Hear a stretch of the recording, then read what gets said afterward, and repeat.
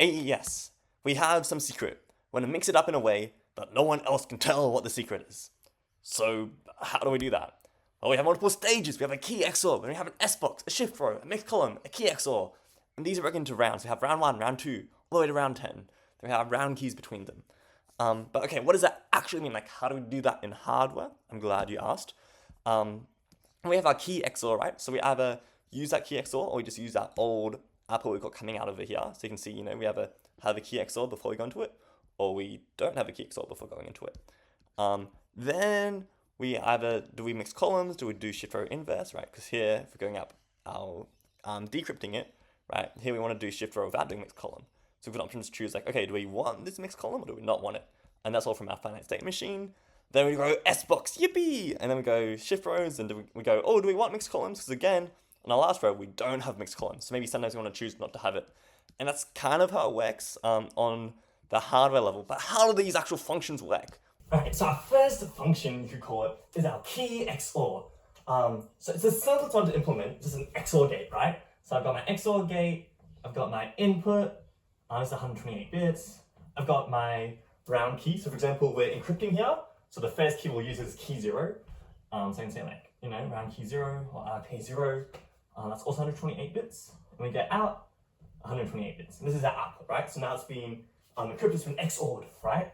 So you think about, well, what does that mean? Well, let's say I have my input is 01101, and my key is going to be 10011.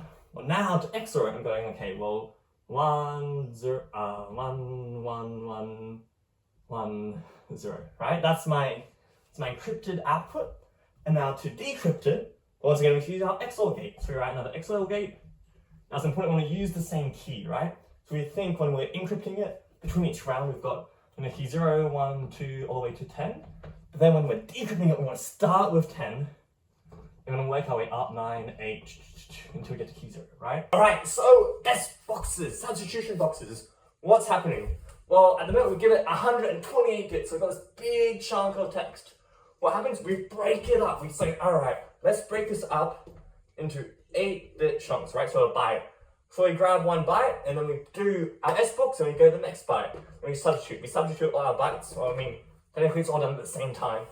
And we get our output that way. What's happening though when we substitute?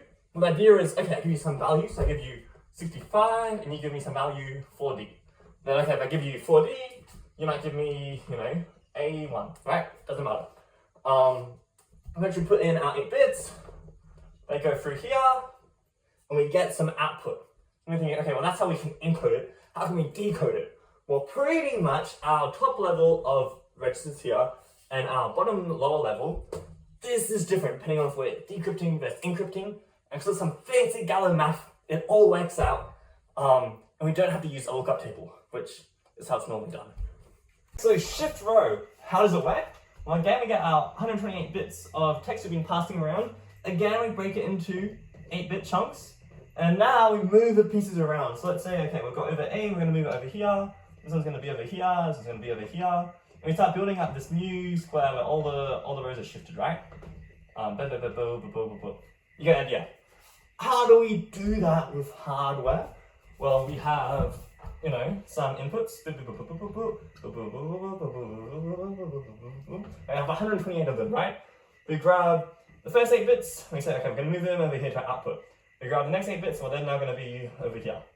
This 8 bits, they're going to be over here, right? And we fill out 128 bits of output, and we've effectively shifted our rows just by moving wires around.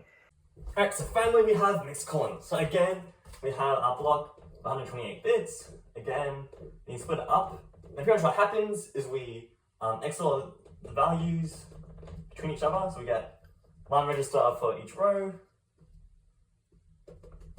And then what we do is we then use this value plus all these values in here, we do some more XORing, move things around a bit, and that's how mixed column works. And to reverse it, it's also worth noting like some bit shifts and stuff like that. So I want to use like a shift register, we're going to use your wires to move the bits around. And then to undo your mixed columns, you have to do some more fancy multiplication, some more shifting, stuff like that. But that's the basics.